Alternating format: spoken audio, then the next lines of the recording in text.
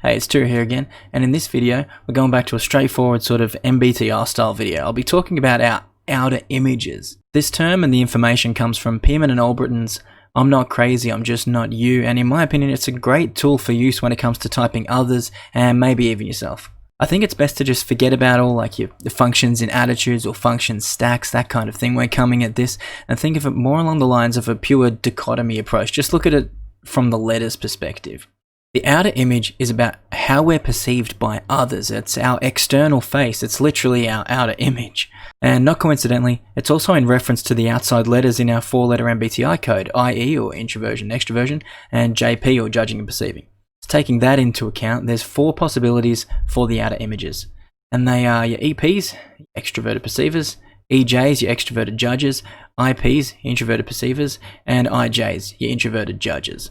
These are then split into groups of 2, where both of the P types, the EPs and IPs, are perceived as adaptable looking people, and the J types, the EJ and IJs, are decisive looking people. So let's just get to the types then individually, starting with the adaptable looking types, which is the EPs and IPs.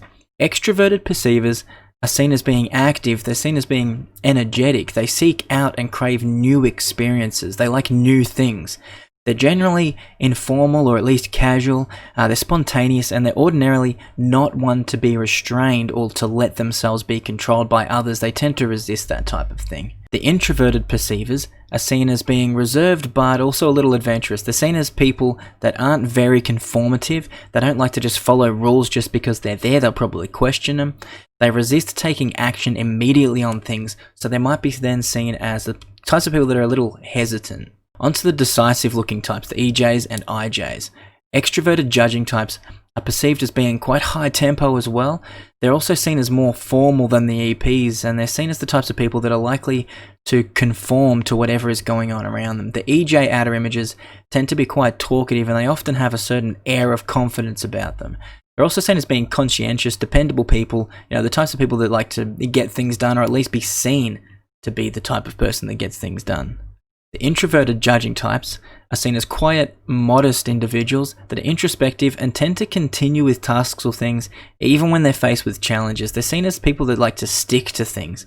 They're generally seen as respectful and polite, but they're also perceived as people that are incredibly hard to convince.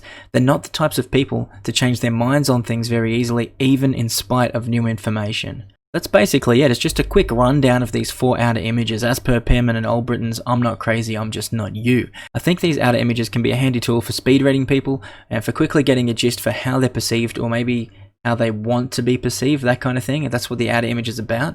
And if you can actually get how people want to be perceived, you'll actually be getting a type that's closer to what they might actually get for their own MBTI self-typing, because it is all about personal preferences. So if you can nail down how that person wants to be perceived, you're going to be honing in on what they're actually going to get as their own MBTI type. That's it from me. Cheerio out.